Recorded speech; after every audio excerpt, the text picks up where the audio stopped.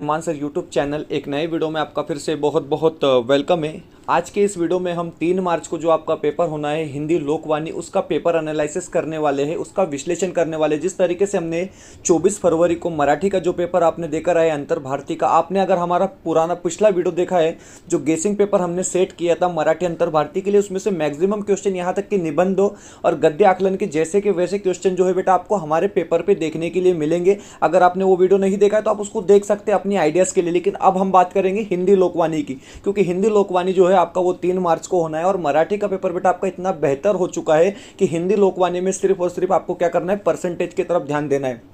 क्योंकि अगर आप बात करोगे पासिंग की, तो पासिंग में आपको बता रहा हूं कि आप मराठी के पेपर में ही पास हो गए, क्योंकि पूरा का पूरा पेपर पैटर्न जो था वो प्रीवियस ईयर से लिया था। और मैं यही बताता हूँ, आप सीटेट वाले बच्चे हो, आप टीएटी वाले बच्चे हो, या आप 10वीं 12वीं वाले बच्चों, मैं यही बताता हूँ कि अगर किसी भी एग्जाम को बेटा आपने देना है ना, तो सबसे पहले आपको क्या पता होना चाहिए, आपको पेपर का फॉर्मेट पता होना चाहिए और प्रीवियस ईयर में किस तरीके के क्वेश्चन पूछे गए, ये चीज़ें जो है सबसे ज़्यादा इंपॉर्टेंट होती है। तो आज के इस वीडियो में हम बात करेंगे हिंदी लोकवाणी के, मतलब पेपर एनालिसिस करेंगे कि किस तरीके से क्वेश्चन आता है, किस तरीके से प्रश्न आपको पूछे जाते हैं और एग्जैक्ट पेपर पैटर्न किस तरीके से होता है, इस वीडियो में देखने वाले हैं। देखिए ये वीडियो मैं अभी बना रहा हूँ, यहाँ से करीब करीब 25 से 30 घंटे आपको परीक्षा में, मतलब पेपर शुरू होने में, तो 25 से 30 घंटे में आपने इस वीडियो को इतना शेयर कर देना है कि तमाम, जैसा पिछला वीडियो मेरा करीब करीब 10,000 बच्चों ने देखे। मैं कंटेंट नहीं बनाता हूँ 10वीं क्लास के लिए, लेकिन पेपर के लिए जो है मैं आपके लिए पेपर एनालिसिस कर रहा हूँ। तो करीब करीब तमाम बच्चों तक, जितने भी बच्चे महाराष्ट्र के परीक्षा दे रहे हैं, इसमें मराठी मीडियम की भी बच्चे आ जाते हैं जिनका हिंदी संयुक्त है, हिंदी कंपोजिट है,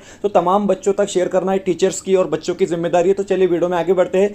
वीडियो में आगे बढ़ने से पहले अगर आप हमारे चैनल पर नए हो तो प्लीज़ चैनल को सब्सक्राइब कीजिए, साथ ही साथ बेल नोटिफिकेशन को ऑन कीजिए ताकि आपको आने वाले वीडियोस के नोटिफिकेशन जो है वो आसानी से मिल पाए। और अगर आप हमसे जुड़ना चाहते हो तो डिस्क्रिप्शन में जाकर आपको हमारे टेलीग्राम और व्हाट्सएप ग्रुप को ज्वाइन कर लेना है, जहां से आपको तमाम शासन निर्णय परिपत्रक वक्त वक्त पर देखने के लिए मिलेंगे। साथ ही साथ अगर आप हमारे टेलीग्राम और व्हाट्सएप ग्रुप को ज्वाइन करना चाहते हो तो डिस्क्रिप्शन में जाकर आपको हमारे टेलीग्राम और व्हाट्सएप ग्रुप को ज्वाइन कर लेना है। और अगर आप हमारे चैनल की मेंबरशिप हासिल करना चाहते हो तो ज्वाइन बटन को ज्वाइन कर आप हमारे चैनल की मेंबरशिप हासिल कर सकते हो। तो चलिए वीडियो में आगे बढ़ते हैं। तो देखिए इस तरीके से एक प्रश्न पत्रिका आपके सामने फिर से आने वाली है हिंदी लोकवाणी के। मैं बता रहा हूँ कि क्वेश्चन के आंसर किस तरीके से निकाले जाते हैं, सबसे इंपॉर्टेंट पॉइंट है। और ये वीडियो नहीं बच्चों के लिए, जो बच्चे जो है ना पढ़कर आए, क्योंकि कॉपी करने वाले बच्चों के लिए आप कितना भी समझा दो उनको समझ में नहीं आता है। तो मैं आपको बताऊंगा कि जिस तरीके से बॉक्स दिया जाता है, आपको पता है, आपने मराठी में भी देखे, आपने इसके पहले उर्दू के पेपर में भी देखे, हिंदी में भी आपको और इंग्लिश में भी आपको इसी तरीके से देखने के लिए मिलेगा। इंग्लिश का पेपर के बाद ही हम ये वीडियो को अपलोड करने वाले हैं। तो आपका जो सीट नंबर है, आपने क्या करना है बेटा, यहाँ पर वो फिल कर लेना है। उसके बाद आगे अगर आप बढ़ते हैं तो थोड़ा मैं आपको जल्दी जल्दी बता दूं कि इसका जो 40 नंबर के लिए ये पेपर होता है, 2 घंटे इसके लिए दिए जाते हैं। करीब करीब 12 पेज जो है वो क्वेश्चन पेपर की या कृति पत्रिका के आपके सामने होते हैं। सूचना कुछ दी गई है, सूचना भी बेटा हमने क्या करना है, ध्यान से पढ़ लेना है। सूचनाओं के अनुसार गद्य पद्य तथा भाषा अध्ययन व्याकरण की कृतियों में आवश्यकता के अनुसार आकृतियों में ही उत्तर लिखना अपेक्षित। तो देखिए आपको आकृति बनानी होती है, जो बॉक्सेस आप बनाते हैं बेटा वो जरूरी होती है और उसके अंदर ही आपको आंसर लिखने होते हैं। आकृति एक बात याद रखेंगे कि पेन से ही बनाएंगे, यहाँ पर दिया गया है सभी आकृतियों के लिए पेन पेंसिल का ही प्रयोग करें। तो देखिए यहाँ पर पेन और पेंसिल दोनों ऑप्शन में दिया, आप दोनों चीज़ों में से किसी का भी इस्तेमाल कर सकते हैं। रचना विभाग में पूछे गए प्रश्नों के उत्तर लिखने के लिए आकृतियों की आवश्यकता नहीं। तो देखिए रचना विभाग क्या होता है, हमारा सेक्शन नंबर 4 होता है, जहाँ पर आपको निबंध, पत्र लेखन और गद्य आकलन, मैं गद्य आकलन इसलिए बोलता हूँ कि सबसे आसान हिस्सा है ये। आप समझ रहे हैं कि गद्य आकलन का जो है ना, मैंने इंस्टाग्राम पर भी एक रील शेयर की थी, बिल्कुल आप देख सकते हैं वैसा का वैसा पेपर जो है हमारा देखने के लिए मिला।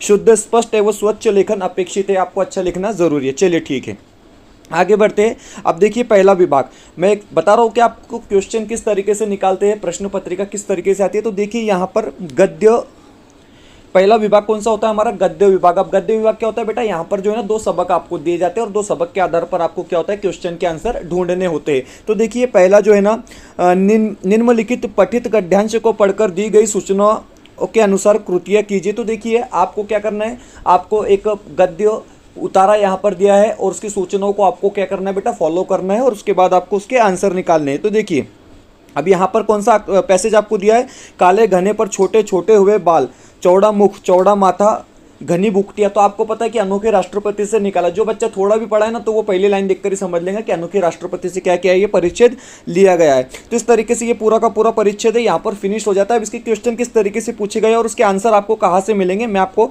बताऊंगा। तो देखिए सबसे पहले अगर आप यहाँ पर देखेंगे तो प्रश्न पहला पूछा गया 2 नंबर के लिए, राजेंद्र बाबू सिर्फ दिया गया और राजेंद्र बाबू के बारे में बताया गया कि उनके बाल कैसे थे, उनका मुख यानी उनका फेस कैसा था, उनकी भुकटियाँ कैसी थी मतलब, और उनके होठ कैसे थे। इस तरीके से 3 चीज़ें पूछी गई। आप देखिए इसके आंसर किस तरीके से और कितनी आसानी से मैं आपको निकाल कर दूंगा। ये बॉक्सेस में जो है आपको क्या करना है, इसके आंसर यहाँ पर लिखने हैं, ठीक है। तो मैं इसके आंसर आपको बताऊंगा बेटा किस तरीके से आप इसको लिख सकते हैं, ठीक है। तो देखिए सबसे पहले हम परिच्छेद में आ जाते हैं और परिच्छेद में आपको पूछा गया कि उनके बाल कैसे थे। तो देखिए उनके बाल कैसे थे, काले घने पर छोटे कटे हुए बाल। ये राजेंद्र बाबू की बालों की बात हो रही है, ठीक है। उनका मुख कैसा था, तो चौड़ा था। उनका मुख यानी उनका फेस कैसा था, चौड़ा था। उसके बाद घनी भुकटियाँ कैसी थी, उनकी घनिया थी। और साथ ही साथ यहाँ पर आप देखेंगे जिस तरीके से मैं आपको बताऊंगा एग्जैक्ट उत्तर किस तरीके से। और देखिए मोटे पर सुडेल ओठ। अब सुडेल का अर्थ क्या होता है, सुडेल का अर्थ होता है सुंदर। उनके होठ कैसे थे, मोटे थे लेकिन खूबसूरत थे। इस तरीके से ये 4 चीज़ें जो है आपने यहाँ पर बॉक्स में लिख लेनी होती है। ये 4 चीज़ें आप क्या करेंगे बेटा, ये चारों बॉक्स में लिख लेंगे। इसका सीधा सीधा आंसर इस तरीके से आप ढूंढ सकते हैं। मैं आपको बता रहा हूँ कि क्वेश्चन के आंसर ढूंढना सबसे आसान है, आपको किसी चीज़ की जरूरत नहीं है। अब उसके बाद नेक्स्ट क्वेश्चन की तरफ अगर आप आते हो तो अगला प्रश्न क्या पूछा जा रहा है, देखिए निम्न शब्दों के लिए गद्यांश में उल्लिखित विलोम शब्द लिखिए। अब देखिए विलोम शब्द क्या होता है, सबसे पहले इसको समझ लो। मराठीमध्ये आपण ज्याला विरुद्धार्थी शब्द म्हणतो, इंग्लिश में हम उसको कहते हैं अपोजिट वर्ड बेटा, उसको ही हम क्या कहते हैं, विलोम शब्द कहते हैं। अब विलोम शब्द कहाँ से लिखना है, गद्यांश में से लिखना है। ये बात को ध्यान से समझो। आपको सिर्फ परिच्छेद में जो विलोम शब्द दिए गए संबंधित शब्दों की वही लिखना है, आप अपनी मर्जी से नहीं लिख सकते। एक बात याद रखो, आपको गद्यांश में से ही विरुद्धार्थी शब्द को ढूंढना है, ऊपर और बड़े। अब ऊपर के लिए विलोम शब्द क्या होगा, नीचे होगा, और बड़े के लिए क्या होगा, छोटे होगा। तो इसको हमको कहाँ से ढूंढना है, गद्यांश में से ढूंढना है। तो देखिए गद्यांश की तरफ एक बार फिर से हम चलते हैं और इसके आंसर निकालने की कोशिश करते हैं। तो देखिए ऊपर नीचे मैंने जिस तरीके से अंडरलाइन किया, आपको गद्यांश में से इसका क्या मिल गया, विरुद्धार्थी शब्द मिल गया, विलोम शब्द मिल गया।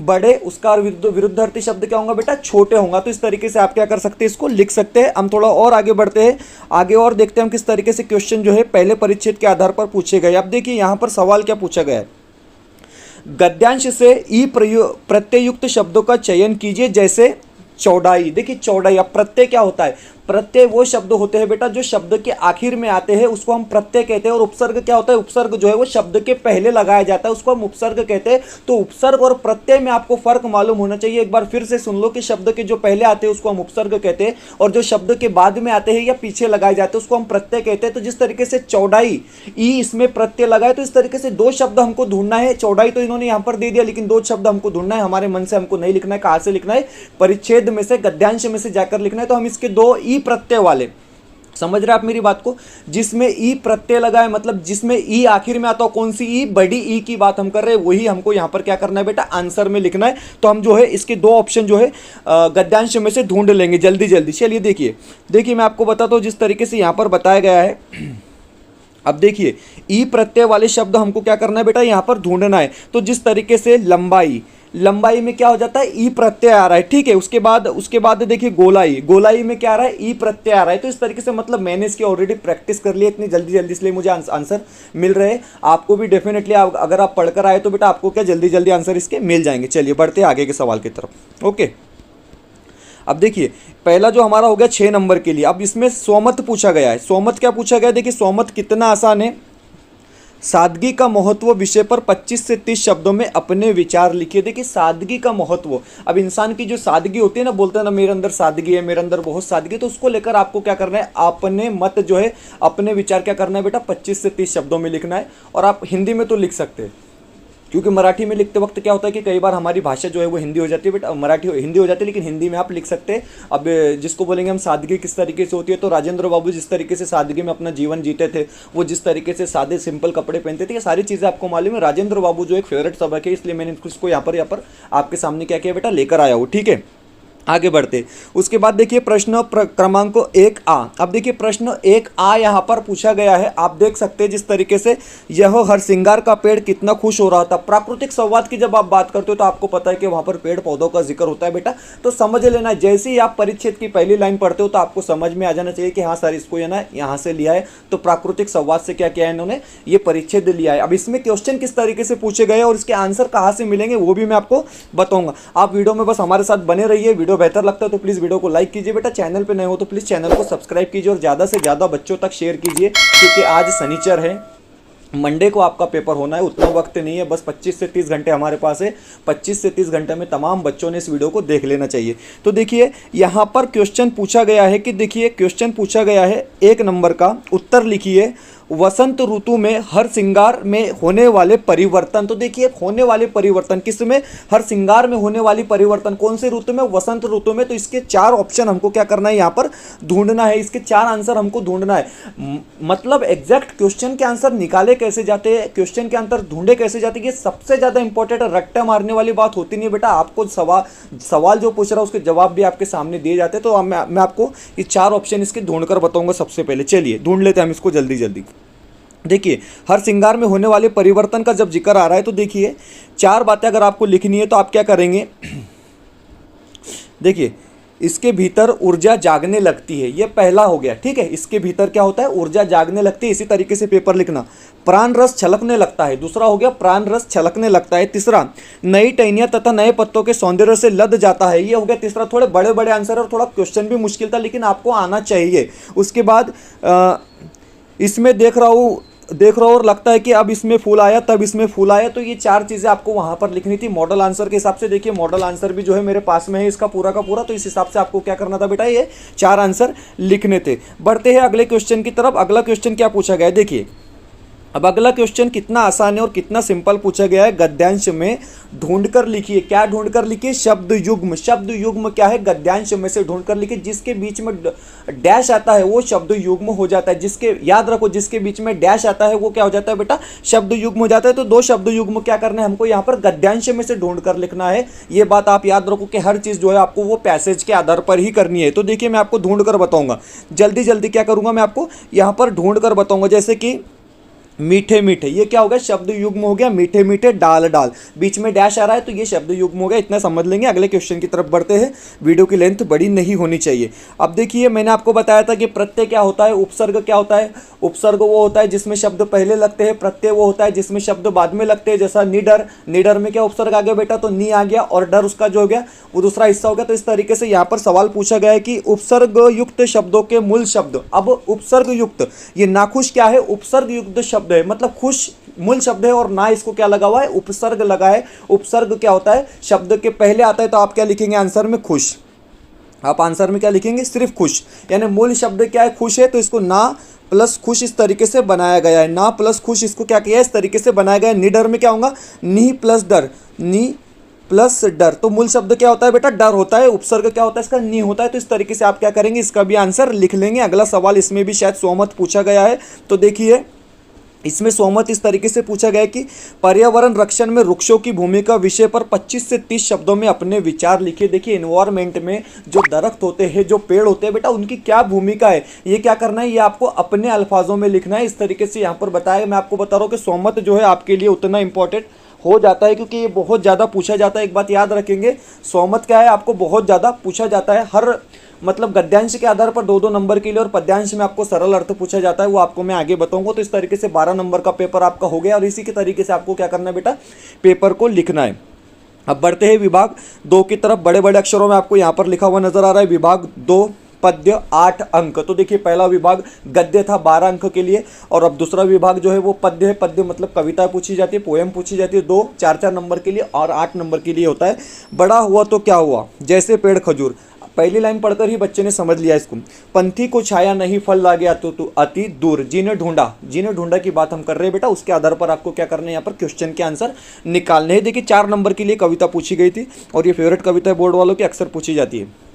उचित जोड़ियां मिलाइए, उचित जोड़ियां मिलाइए, इस तरीके से पहला प्रश्न यहाँ पर पूछा गया। तो देखिए गुरु शिष्य, ओके, इस तरीके से जोड़ी लगानी थी। सामने सामने आपको क्वेश्चन पेपर में लिखना होता है। पेड़ खजूर का, किसकी बात हो रही है, खजूर के। अगर क्लास में बैठकर एक बार भी सुना है तो आपको पता है कि बात किसकी हो रही है, ठीक है। साधु शिष्य, सॉरी साधु के बारे में जो आएगा बेटा, साधु का संगत, ओके, और श्वास का जीव। इस तरीके से क्या कर सकते हैं आप, जोड़ियां लगा सकते हैं। लेकिन जोड़ियां मैं आपको बता रहा हूँ बेटा, सामने सामने लगानी है। क्वेश्चन डालेंगे एक तरफ और दूसरी तरफ क्या करेंगे, उसका आंसर लिखेंगे जब भी आप क्वेश्चन पेपर में क्वेश्चन लिखते हैं। उसके बाद सोमत में पूछा गया है कि प्रथम 4 पंक्तियों का सरल अर्थ 25 से 30 शब्दों में लिखिए। अब देखिए यहाँ पर सरल अर्थ में क्या होता है, स्वमत में और सरल अर्थ में क्या फर्क है बेटा। स्वमत में क्या होता है कि स्वमत में आप अपने विचार लिख सकते हैं, लेकिन सरल अर्थ में क्या होता है कि आपको उन पंक्तियों का मतलब लिखना है, उन चीज़ों का मतलब आपको लिखना है। मतलब यहाँ पर क्या कर सकते हैं आप अपने दिल की बात ऐड नहीं कर सकते, थोड़ा बहुत उसको बड़ा चढ़ा कर लिख सकते हैं, लेकिन आप क्या कर सकते हैं अपने तरफ से जो है ना अपनी बात नहीं रख सकते। आपको यहाँ पर कविता की जो 4 पंक्तियाँ है उसका ही मतलब क्या करना है बेटा, यहाँ पर आपको लिखना है। मैं थोड़ा बता दूंगा आपको जिस तरीके से क्या पूछा गया है यहाँ पर। अब देखिए पहली 4 पंक्तियाँ क्या है, बड़ा हुआ तो क्या हुआ, जैसे पेड़ खजूर, पंथी को छाया नहीं, फल लागे आती दूर। अब इसका मतलब क्या होता है कि खजूर का पेड़ अगर आपने देखा है तो खजूर का पेड़ कैसा होता है बेटा, बहुत बड़ा होता है और उसको फल जो है वो भी बहुत ऊपर लगते हैं और वो पंछी को छाया नहीं देता है। तो इस तरीके से यहाँ पर बताया जा रहा है कि उस ऐसे इंसान का बड़ा होना व्यर्थ है जो किसी के काम ना है, भले उसके पास बहुत पैसा हो लेकिन वो किसी की मदद नहीं करता, किसी के काम नहीं करता, तो उसका क्या है, उसका बड़ा होना व्यर्थ है। शिष्य को ऐसा चाहिए गुरु को सब कुछ दे। अब देखिए शिष्य कैसा चाहिए, मतलब विद्यार्थी कैसा चाहिए, छात्र कैसा चाहिए कि गुरु को सब कुछ दे दे। गुरु को ऐसा चाहिए कि शिष्य से कुछ ना ले, लेकिन गुरु ऐसा चाहिए कि गुरु ने जो है अपने शिष्य से कुछ नहीं लेना चाहिए। इस तरीके से इसका 4 लाइन का अर्थ था और ये सरल अर्थ अगर आप जाओगे तो पेपर में बेटा पढ़कर जाना। इसी तरीके से आपको कविता के आधार पर क्या है सरल अर्थ पूछे जाते हैं। बढ़ते हैं अगली कविता की तरफ। चलिए अब देखिए उसके बाद जो है प्रश्न नंबर 2 पूछा गया है, आप देख सकते हैं निम्नलिखित पठित गद्यांश पढ़कर दी गई सूचनाओं के अनुसार कृतियां कीजिए। नीलंबर परिधान हरित पट पर सुंदर है, सूर्य चंद्र युग मुकुट मेखला रत्नाकर। इस तरीके से पूछा गया है। मातृभूमि यहाँ पर ली गई है, इसके आधार पर भी आपको एक सरल अर्थ 2 नंबर के लिए पूछा गया बेटा और उसके बाद में कुछ क्वेश्चन यहाँ पर 2 नंबर के लिए पूछे गए, उसको हम देख लेते हैं थोड़ा। यहाँ पर अब पूछा जा रहा है, देखिए सवाल क्या पूछा गया है कि पद्यांश में उल्लेखित प्राकृतिक घटक। तो देखिए प्राकृतिक घटक कौन से उल्लेखित है ना, जिसको हम बोलते हैं कुदरती चीजें कौन सी जो है मतलब पद्यांश में उल्लेखित है। तो देखिए 4 चीजें क्या करना था आपको यहाँ पर लिखना था। अब इसके आंसर मैं आपको बता दूंगा पद्यांश में से किस तरीके से इसके आंसर है। तो देखिए सबसे पहले 4 चीजें आपको निकला है। अंबर, पहला क्या लिख देंगे हम, नीला अंबर, ओके। उसके बाद में रत्नाकर समुद्र को कहते हैं। उसके बाद में तारे, फूल, ये सब क्या हो गया बेटा, ये प्राकृतिक घटकों को। तो बहुत से प्राकृतिक घटक का चीजें जिक्र यहाँ पर हुआ है। आपको ना सिर्फ 4 ही प्राकृतिक घटक को क्या करना था बेटा, यहाँ पर लिखना था। बढ़ते अगले क्वेश्चन की तरफ। चलिए स्वमत सरल अर्थ पूछा गया है। सरल अर्थ में पूछा गया अपनी मनपसंद की क्रमश 4 पंक्तियों का सरल अर्थ 25 से 30 शब्दों में लिखे। देखिए अब यहां पर इस तरीके से नहीं बताया कि पहली 4 या बात की बात, आपको जो पसंद है, आपको जो 4 लाइन पसंद है बेटा, तो उन 4 लाइन का अर्थ क्या करना है, आपको अपनी मर्जी से लिखना है। तो कविता में कोई भी 4 लाइन जो आपको अच्छी लगती है, जो आपको बेहतर लगती है, वो आपको क्या करना था, यहाँ पर स्वमत में लिखना था। इस तरीके से हमारा 20 मार्क्स का पेपर यहाँ पर खत्म होता है। अगला जो टॉपिक है हमारा, अगला जो विभाग है, ये फ्री के नंबर है। मैंने इसके पहले मराठी के पेपर में भी आपको कहा था कि अगला जो विभाग है हमारा, वो हमारा फ्री का नंबर है बेटा। उसकी तरफ हम बढ़ते हैं, बहुत इंपॉर्टेंट है। यहां से वीडियो को और ज्यादा ध्यान से आप देखेंगे, ठीक है। देखिए अब यहां पर पूछा गया है विभाग नंबर 3 भाषा अध्ययन व्याकरण ग्रामर 8 नंबर के लिए। तो देखिए बेटा यहां पर जो व्याकरण आपको पूछा गया था, जिस तरीके से मराठी में आपको व्याकरण पूछा गया था, उसी तरीके से व्याकरण यहां पर भी आपको पूछा गया करीब करीब 8 नंबर के लिए। तो देखिए अब व्याकरण में किस तरीके से चीजें पूछी जाती है, एक एक नंबर जो है बड़ा इंपॉर्टेंट आपके लिए यहाँ पर होने वाला है। सूचनाओं के अनुसार कृतियां कीजिए। देखिए कुछ सूचना आपको दी गई है, उसके अनुसार क्या करना है बेटा, आपको कृति करना है। मानक वर्तनी के अनुसार सही शब्द छाट कर लिखिए। तो देखिए बेटा यहां पर पूछा गया कि मानक वर्तनी के अनुसार आपको क्या करना है, सही शब्दों को छाट कर लिखना है। 4 शब्द आपके सामने दिए गए। आपको पता है कि लेखन नियमानुसार शब्द लिहा जशा प्रकारे आपण मराठीमध्ये म्हणतो, तशाच प्रकारे इथे दिलेला आहे की मानक वर्तनी के हिसाब से आपको क्या करना है, शुद्ध शब्दों का चयन करना है। तो 4 शब्द आपके सामने, विश्वास जो है बेटा वो अलग अलग तरीके से दिए, किसी कोई एक ही जगह पर विश्वास जो है वो सही लिखा है और आपको इसका आंसर मिल गया। आप वीडियो देख रहे हैं, आपको इसका आंसर मिल गया। बिल्कुल इसका जो आंसर होगा बेटा वो ऑप्शन नंबर 2 होगा, जिसको हमने राउंड कर दिया। ये क्या विश्वास हमारा सही हो जाएगा। सेम क्वेश्चन उसी तरीके से पूछा है। आधे आधे नंबर के लिए 2 पूछे जाते हैं, हाँ 2 पूछे जाते हैं। उसमें से आपको आधे आधे नंबर के लिए 2 पूछे जाते हैं। दूसरा प्रसिद्ध कौन सा है, तो प्रसिद्ध जो है बेटा वो तीसरे नंबर वाला सही होगा। इस तरीके से क्या है आपके ये सही आंसर यहाँ पर हो जाएंगे। मानक वर्तनी मतलब गलत शब्द दिए जाते हैं, 4 शब्दों में से 3 गलत होते हैं, 1 सही होता है बेटा। आपको सही शब्दों को बस आंसर डालकर लिख लेना है, चारों शब्द आपको लिखने की जरूरत नहीं होती, इसलिए मैंने बताया आपको कि ये फ्री के नंबर। चलिए अब देखिए उसके बाद में आगे क्या पूछा जा रहा है, निम्नलिखित में से किसी एक अव्यय का अर्थपूर्ण वाक्यों में प्रयोग कीजिए।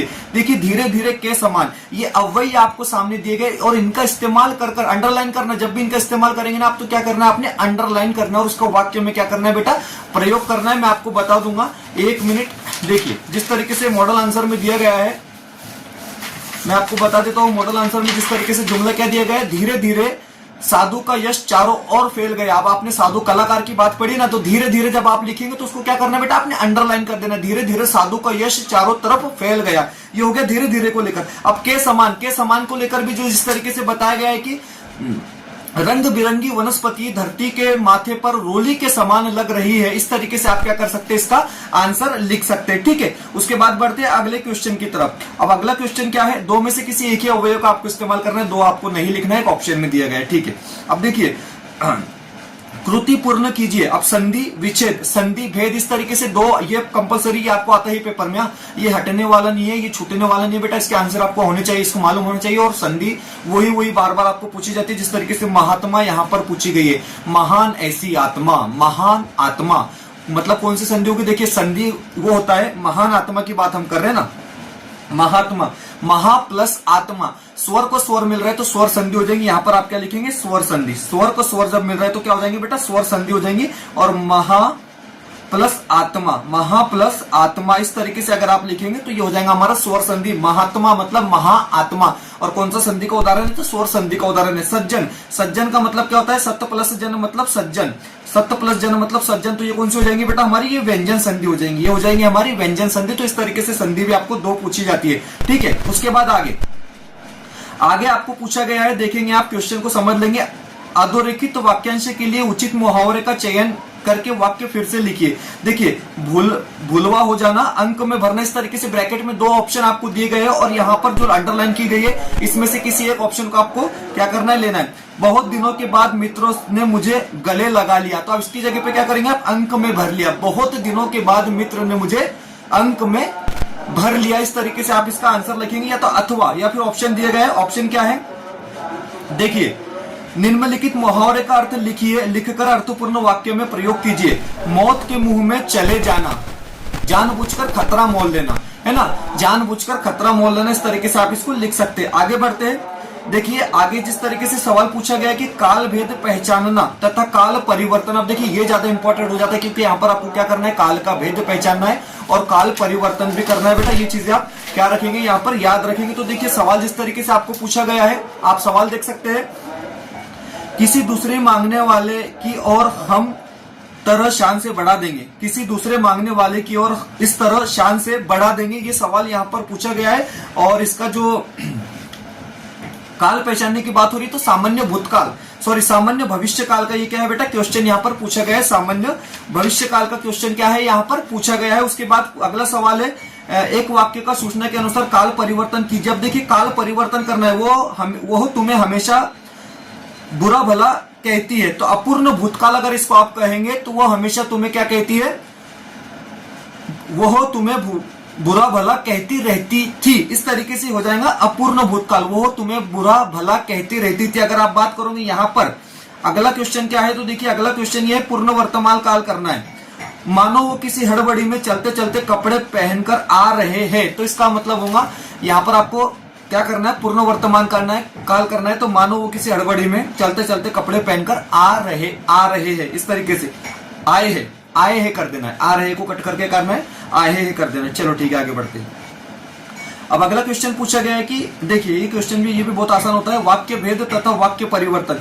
निम्नलिखित वाक्य का रचना के आधार पर भेद लिखिए। तो देखिए रचना के आधार पर वाक्य के भेद लिखे, आपको पता होना चाहिए कि संयुक्त वाक्य क्या होता है, मिश्र वाक्य क्या होता है, केवल वाक्य क्या होता है। तो देखिए स्टेशन मास्टर ने सिग्नल दिया और गाड़ी आउटर पर खड़ी रही। अब देखिए यहाँ पर दो वाक्यों को और जोड़ रहा है, जिसको हम उभयन्वी अव्यय कहते हैं मराठी में भी, ठीक है। तो और जोड़ रहा है तो ये क्या हो गया बेटा, संयुक्त वाक्य हो गया, क्योंकि यहाँ पर दो वाक्यों को जोड़ा जा रहा है तो संयुक्त वाक्य हो गया। उसके बाद पूछा गया कि निम्नलिखित वाक्य के आधार पर दी गई सूचना अनुसार परिवर्तन कीजिए। हवा रानी नाराज हुई, प्रश्नार्थक वाक्य बनाना है, तो किस तरीके से बनाएंगे, हवा रानी क्या नाराज हुई, इस तरीके से पीछे क्वेश्चन मार्क दे देंगे, इस तरीके से प्रश्नार्थक वाक्य ये बन जाएगा बेटा। उसके बाद आखिरी विभाग की तरफ हम चलते हैं जल्दी जल्दी और वीडियो खत्म करते हैं। यहां पर पूछा गया कि रचना विभाग। अब रचना विभाग में क्या पूछा गया, उपयोजित लेखन 12 नंबर के लिए तो 3 चीजें लिखनी है। पहला क्या लिखेंगे आप, पहला लिखेंगे बेटा पत्र लेखन, दूसरा लिखेंगे आप गद्य आकलन, उसके बाद की सारी चीजें छोड़ देना, और तीसरा लिखेंगे आप निबंध। ये 3 चीजें आपको लिखनी है, माइंड में बिठा लो। जाहिरात वगैरह आपको आती है तो वो ऑप्शन में लिखना, लेकिन गद्य आकलन लिखना जरूरी होता है, उसके पूरे पूरे नंबर आपको मिलते हैं। मैंने पीछे भी बताया था कि एज ए एग्जामिनर मैं आपको बता रहा हूँ, और आपको उसके क्या होते हैं बेटा, उसके पूरे पूरे नंबर जो है आपको देखने के लिए मिलते हैं, तो गद्य आकलन जरूरी होता है। चलिए ठीक है, तो पहला जो है यहां पर पूछा गया है कि आवश्यकता के अनुसार परिच्छेद में लेखन अपेक्षित है, सूचनाओं के अनुसार कृति कीजिए पत्र लेखन। 4 नंबर के लिए पूछा जाता है पत्र लेखन। तमाम बच्चों को पता है कि पत्र लेखन किस तरीके से लिखा जाता है। उसके बाद आगे बढ़ते हैं, देखिए पत्र लेखन पूछा गया है, पत्र लेखन आपको पता है किस तरीके से लिखा जाता है। और उसके बाद विज्ञापन आपको लिखना है, विज्ञापन आपको लिखना है, आता है तो लिखना है, नहीं तो मैं बता रहा हूं सीधा गद्य आकलन की तरफ चलते हैं हम।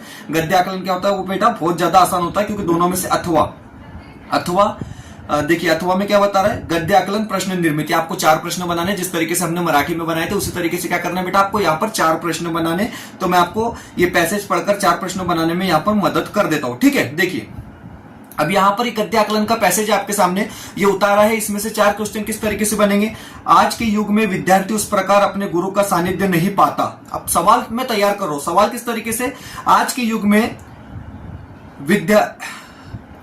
आज के युग में विद्यार्थी उस प्रकार अपने गुरु का सानिध्य नहीं पाता।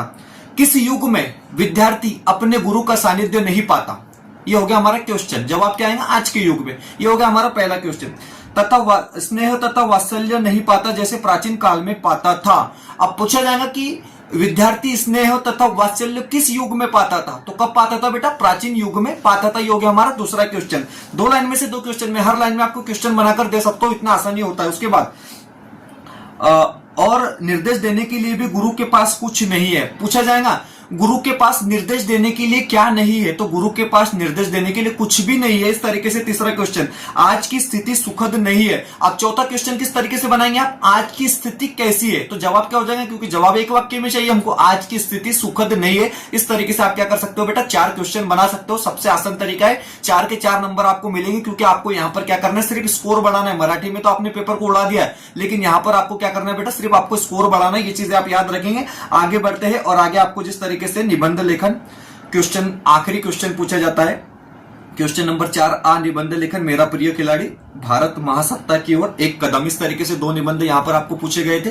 इसमें से आप मेरा प्रिय खिलाड़ी लिखेंगे तो आप 2-3 पेज आराम से लिख सकते हैं, लेकिन आपको 1 ही पेज लिखना है, उतना भी काफी है। 4 नंबर के लिए निबंध पूछा जाता है, और इतना अगर आपने कर लिया तो आपको 35 से 36 नंबर जो है वो आराम से मिल जाएंगे। ओरल की मिलाकर आपको 46 नंबर तक हो सकता है, 48 तक भी हो सकता है, अगर आपने बहुत बेहतर तरीके से पेपर लिखा है। तो जिस तरीके से मराठी का पेपर का एनालिसिस बेटा हमने किए थे, आज उसी तरीके से हिंदी लोकवाणी का पेपर का एनालिसिस हमने यहां पर की है, और उम्मीद इसी तरीके से कुछ क्वेश्चन पेपर आपको देखने के लिए मिलेगा। फॉर्मेट बिल्कुल सेम रहेगा, एग्जैक्ट फॉर्मेट जो है बेटा आपको क्वेश्चन पेपर का देखने के लिए मिलेगा। व्याकरण जिस तरीके से बताया गया उसी तरीके से व्याकरण आपको पूछा जाएगा, और इसके बाहर पेपर में कुछ जाने वाला नहीं है। आपको संधि, आपको प्रत्यय, उपसर्ग, यहाँ पर काल के भेद, ये सारी चीजें, रचना के आधार पर वाक्य के भेद, ये सारी चीजें बेटा हमने बता दी है। और वो 2 शब्द जो आते हैं, सही शब्दों को छाटकर लिखिए, वो मानक वर्तनी, तो ये तमाम चीजें हमने आपको यहाँ पर बता दी। उसी तरीके से पेपर को आप लिखेंगे, और आपसे एक रिक्वेस्ट है कि ज्यादा से ज्यादा बच्चों तक इस वीडियो को शेयर कीजिए, क्योंकि उतना वक्त अब पेपर में नहीं है, जस्ट 25 से 30 घंटे का वक्त बाकी बेटा। मंडे 3 फरवरी को